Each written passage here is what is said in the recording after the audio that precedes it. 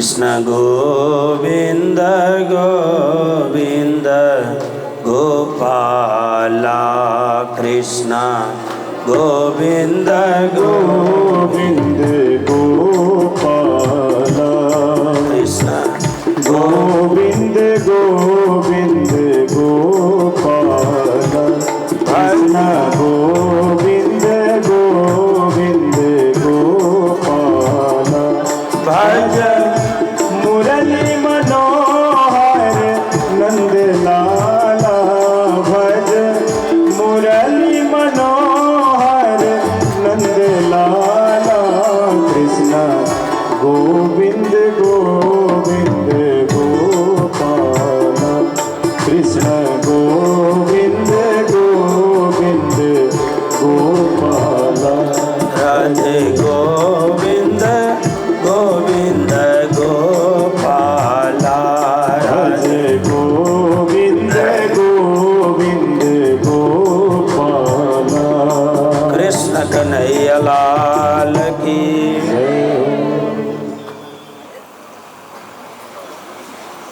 आज हमारे बीच में श्रीमद् भागवत ज्ञान महायज्ञ को यो विशेष पर्व में स्थान में श्री कृष्ण प्रणामी धर्म का विद्वान धर्म प्रचारक श्री रंजन शास्त्री जी आउनुभएको छ। त्यसरी नै हाम्रो श्री राजीव जी मलाई लाग्दछ कहीं गए राजीव जी। कृष्ण कन्हैया लाल की। भूपाल शास्त्री जी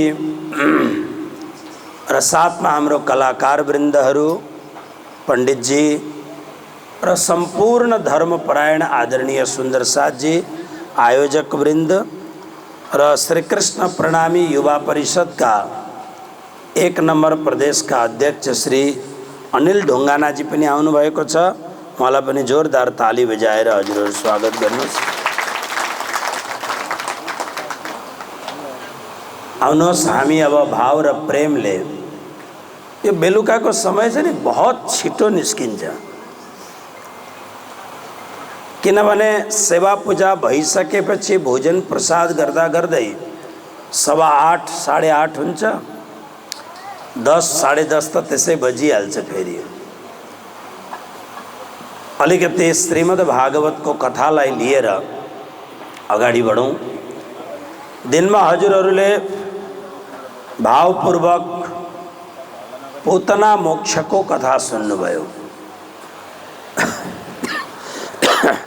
भगवान को कथा सुन्दाखेरि फाइदा के हुन्छ?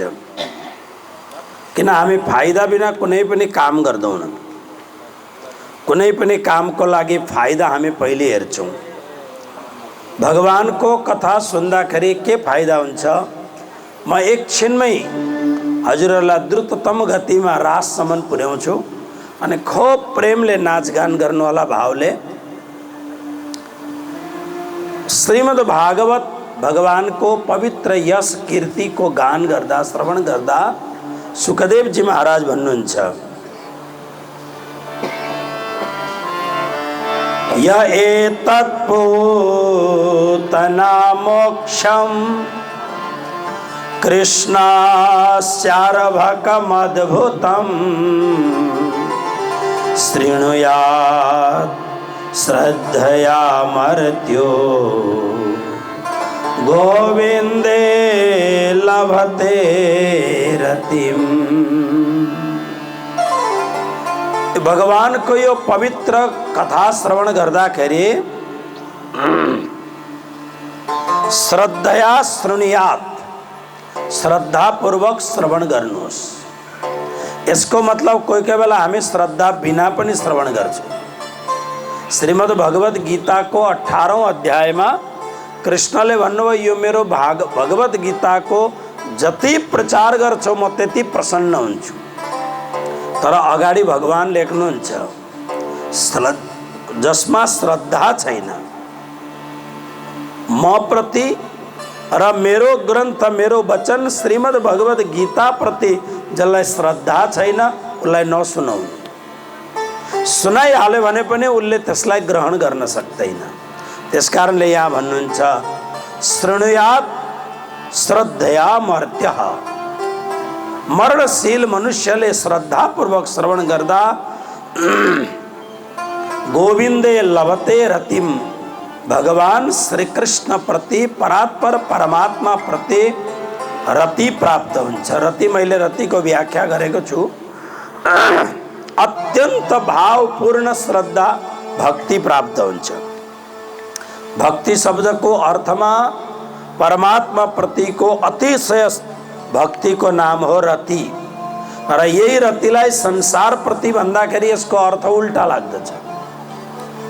जब भगवानमा रति प्राप्त भएपछि हामीलाई भगवानबाट कसैले पनि हामीलाई अलग गर्न सक्दैन, चाहे कुनै पनि चुनौती किन नआओस्।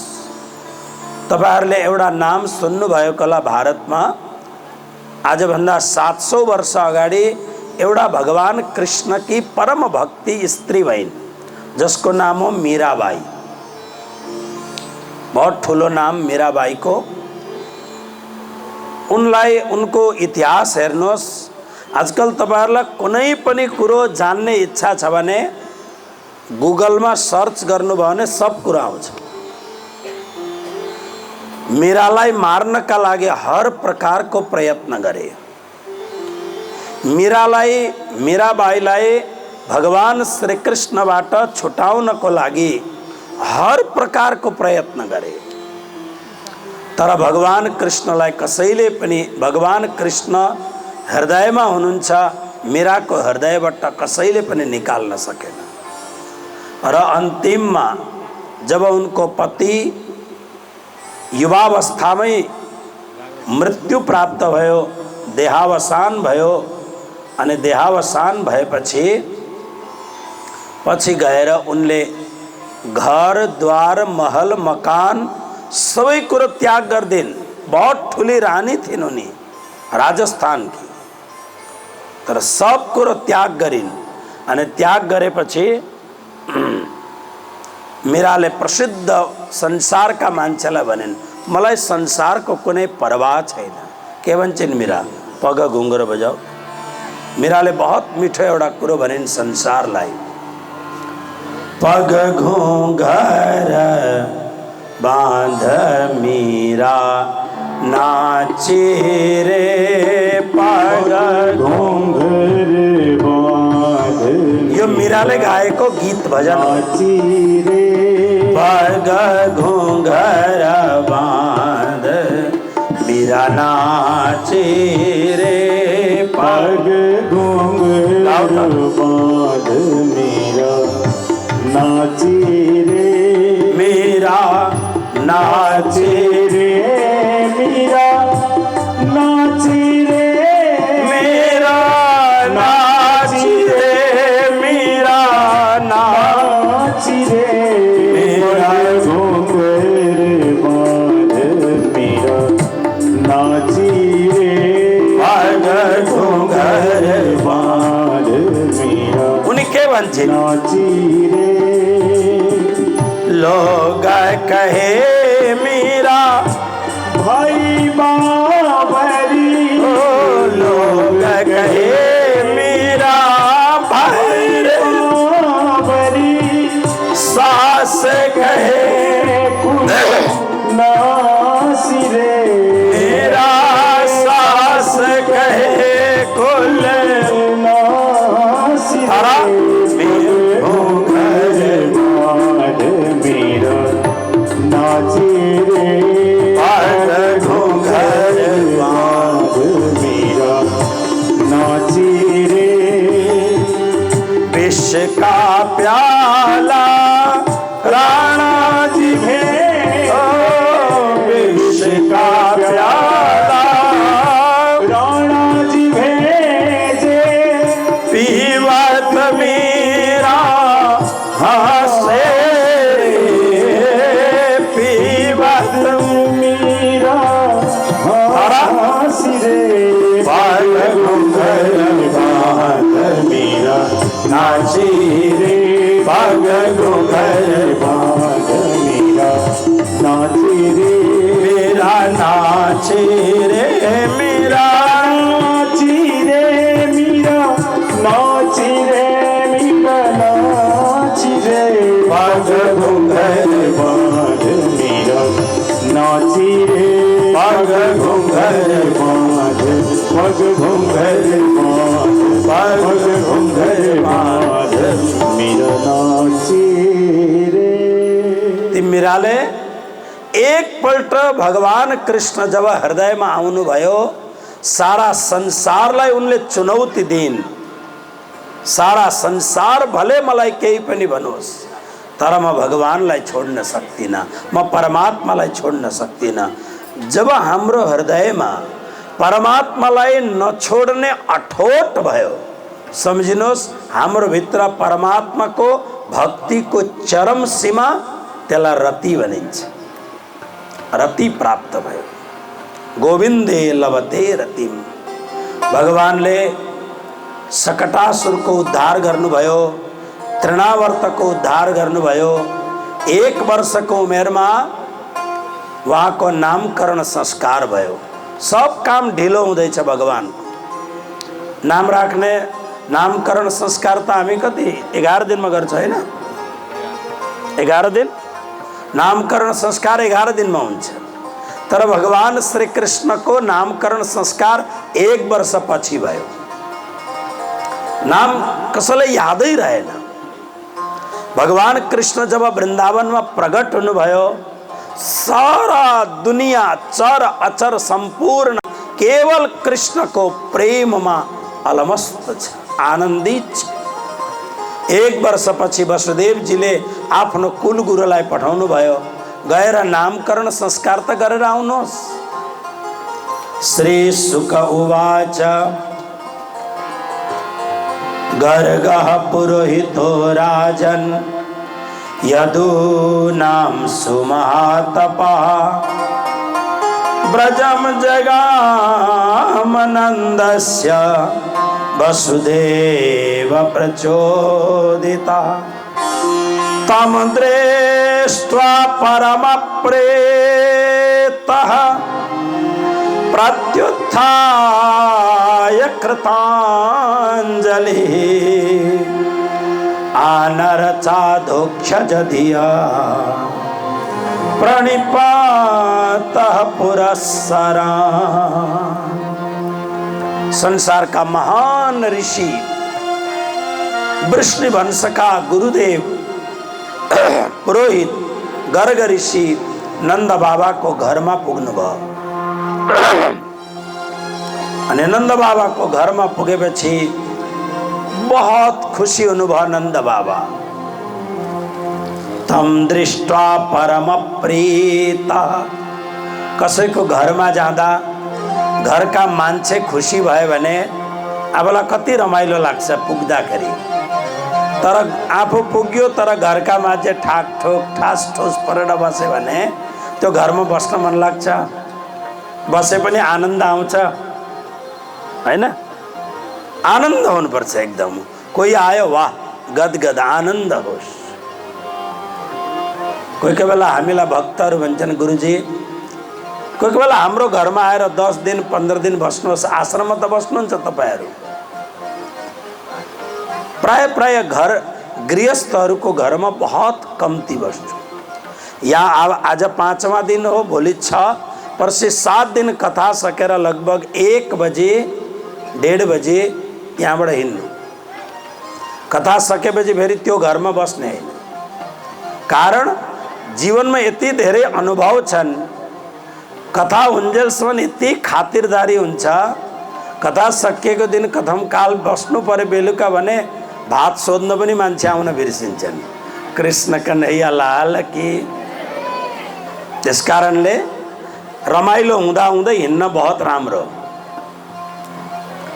तम दृष्ट्वा परम प्रीतः गुरुदेव आएको देखेर नंद बाबा प्रसन्न हुनुभयो पछि नंद बाबालाई गौशालामा लगेर बलरामजी र कृष्णको नामकरण संस्कार हुने भयो अनि नंद बाबाको आग्रहले साण्डिल्य ऋषिको संयोजनमा नामकरण संस्कार भयो।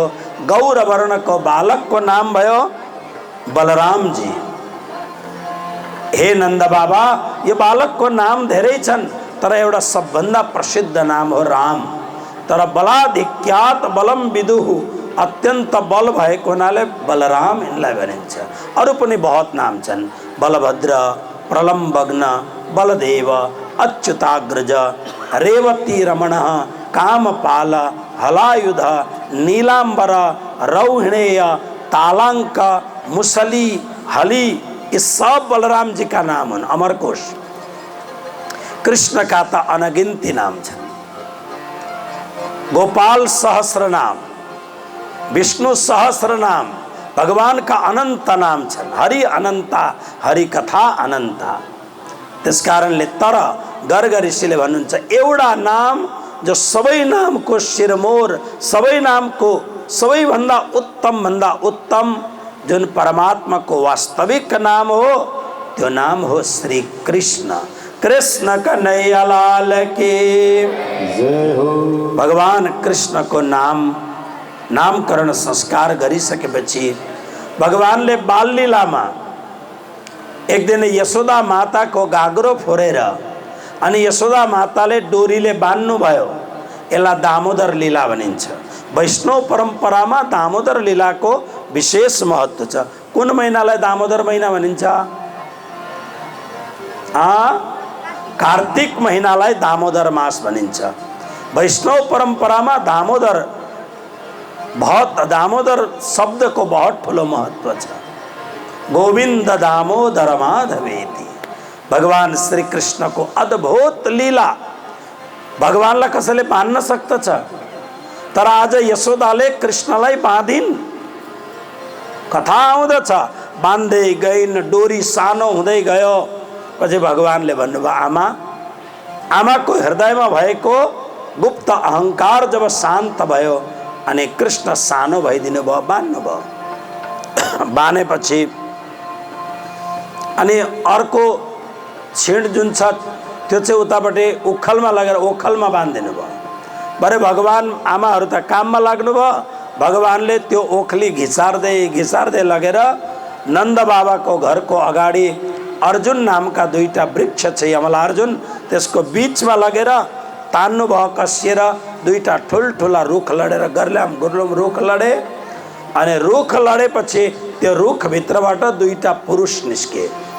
कुबेरका छोरा नलकुबर र मणिग्रीव नामका यी दुईटा कुबेरका छोराहरू जसलाई श्री नारदजीको श्राप लागेको थियो, आज श्रापबाट मुक्त भए। यिनीहरूले एउटै कुरो भन्दछन्, हे प्रभु, हामीलाई अरू केही कुरो चाहिँदैन, हामीलाई अब जीवनमा केवल हजुरको भक्ति दिनुहोस्। कुबेरका छोरा, कुबेर भनेको संसारको सबैभन्दा ठुलो महात्मा कुबेर, कोषाध्यक्ष हुन् देवताका। उनका छोराहरूले भन्छन्, हामीलाई केही चाहिँ पद प्रतिष्ठा सम्पत्ति केही चाहिँदैन, के चाहिन्छ तिमीलाई भन्दा श्री भगवानको अगाडि बालकहरूले भने, वाणी गुणानुकथने श्रवणौ कथायां हस्तौ च कर्मसु मनस्तव पादयोर्न स्मृत्याम शिरस तब निवास जगत प्रणामे दृष्टि सताम दर्शनेस्तु भवत्तनूना। प्रभु, हाम्रो वाणीले सधैँ हजुरको गुणगान गाओस्। हेर्नुहोस्, भागवतमा स्पष्ट छ, जुन जिब्राले कृष्ण कृष्ण कृष्ण भन्दैन त्यो जिब्रो कस्तो अरे भने अब बर्खाको बेला लाग्न आँट्यो नि, पानी पर्दाखेरि टर टर टर के बोल्छ? भागवतमा लेखेको छ, जुन जिब्रोले कृष्ण कृष्ण भन्दैन त्यो भ्यागुतोको जिब्रो जस्तो, भ्यागुतो जस्तो हो। मैली चादर एक लाइन गाओ। भगवानलाई प्रार्थना के गरेको छ? प्रभु, म वाणीद्वारा हजुरको गुणगान गाउन सकूं, नयाँ जीवन के हुन्छ? मैली चादर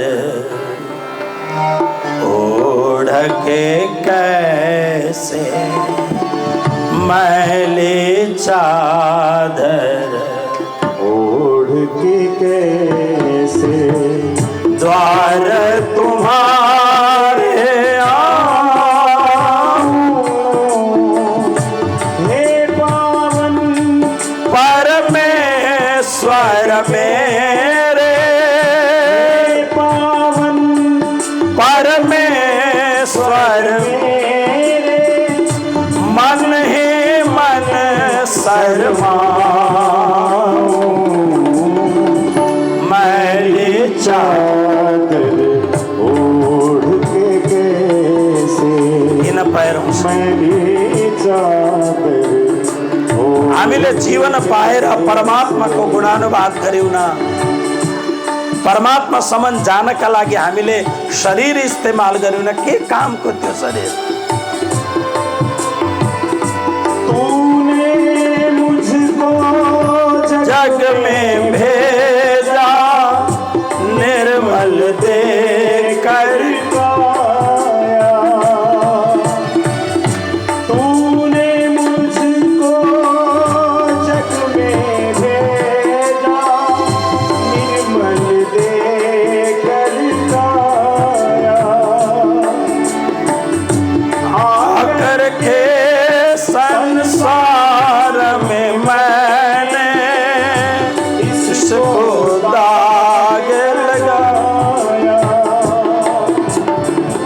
जन्म जन्म की मैली चादर कैसे दाग छुड़ाऊं मैली चादर ओढ़ के कैसे मैली चादर ओढ़ के कैसे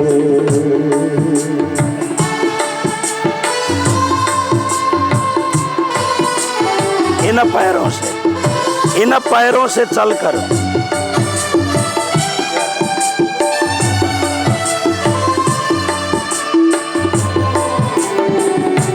इन पैरों से चल कर तेरे मंदिर कभी न आया इन पैरों से चल कर तेरा मंदिर कभी न आया जहाँ जहाँ पूजा तेरी कभी न शीश झुकाया ये हरि हर मैं हार के आया अब क्या हार चढ़ाऊं मैली चादर ओढ़ के कैसे मैंने मैली चादर ओढ़ के कैसे मैली चादर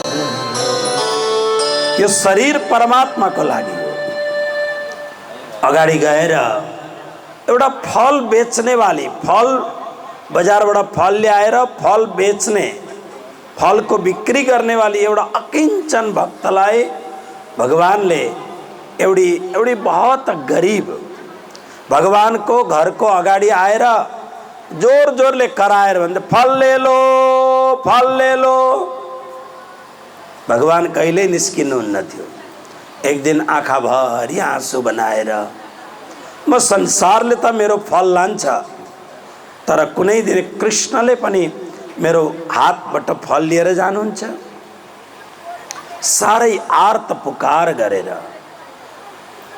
बडा भावपूर्वक भगवान सब जान्नुहुन्छ भगवान कसरी हामी पुकार्दैछौँ खाली बाहिर भोक्रे बत्रे हो कि भित्रबाट हो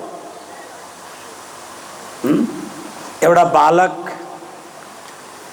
सानो बालक शिशु ओछ्यानमा सुतेको छ आमा बाबु सुत्यो भनेर आमा मजाले काम गर्दैछिन् आमाहरूको धेरै काम हुन्छ बाबु सुतिरहेको थियो, एकदम मस्त निन्द्रामा बाबु सुतिरहेको थियो। काममा व्यस्त थिइन् आमा।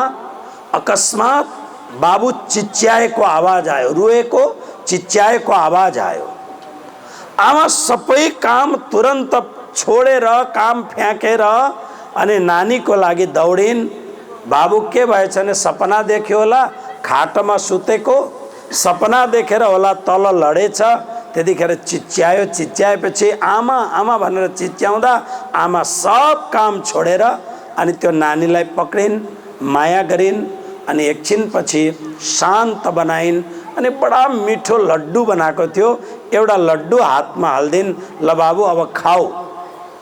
बाबु खान थाले अनि ऊ काममा लागिन्। एकाध दिन बिते, फेरि त्यस्तै एउटा चिच्याएको आवाज फेरि आयो। त्यो बालक फेरि चिच्यायो, तर आमा आज आइनन्, काम गरिरहन्। बहुत रोयो, बहुत करायो, बहुत रोयो, तर आमा बिल्कुल छेउमा आइनन्। छेउमा नआएपछि हैरान भयो त्यो बालक अनि उठेर त्यो बालक आमा भए ठाउँमा गयो। आमालाई साना साना आफ्ना मुक्काले घुस्सीले कुट्न थाल्यो, झगडा गर्न थाल्यो। अनि आमाले आफ्नो काम सकेर अनि आफ्नो रुँदै गरेको बालकलाई आफ्नो काखमा उठाएर लिएर गइन्। अनि आमाले लड्डु दिइन् फेरि। तर आज त्यो बालकले, बाबुले एउटा कुरो आमालाई सोध्यो। आमालाई भन्दछ, माँ म अस्ति एक दिन यसरी नै रोएको थिएँ। रुँदाखेरि इमिडिएटली, तुरन्त जहाँ म रोएँ अकस्मात तपाईँ आउनुभयो र मलाई लड्डु खिलाउनु भयो, माया गर्नुभयो। आज पनि त म बहुत रोएँ, आज पनि त म धेरै रोएँ, तर म रोएर रोएर थाकेँ, तर तपाईँ मलाई शान्त बनाउनका लागि आउनु भएन, किन? आमाले बडा मिठो जवाब दिनुहुन्छ। आमा भन्नुहुन्छ, बाबु त्यो दिन तिमी खाटाबाट लड्यौ, तिमी अकस्मात मलाई चित्कार गरेर पुकार गर्यौ, हे परमात्मा, हे आमा भनेर मलाई चित्कार गर्यौ तिमीले। म उठेँ, म आएँ। त्यो दिन तिमीले एकदम तिम्रो जीवनमा यस्तो घटना सुतेको बेला डङ्ग तिमी लड्यौ, त्यसकारणले तिमीले मलाई याद गर्यौ र म आएँ। तर आज तिमी लडेका थियौ न, जानी जानी तिमी तलबाट माथिबाट तल आयौ। तिमीलाई याद छ रुँदाखेरि लड्डु पाइन्छ भन्ने याद छ, त्यसकारणले तिमी रुन थाल्यौ।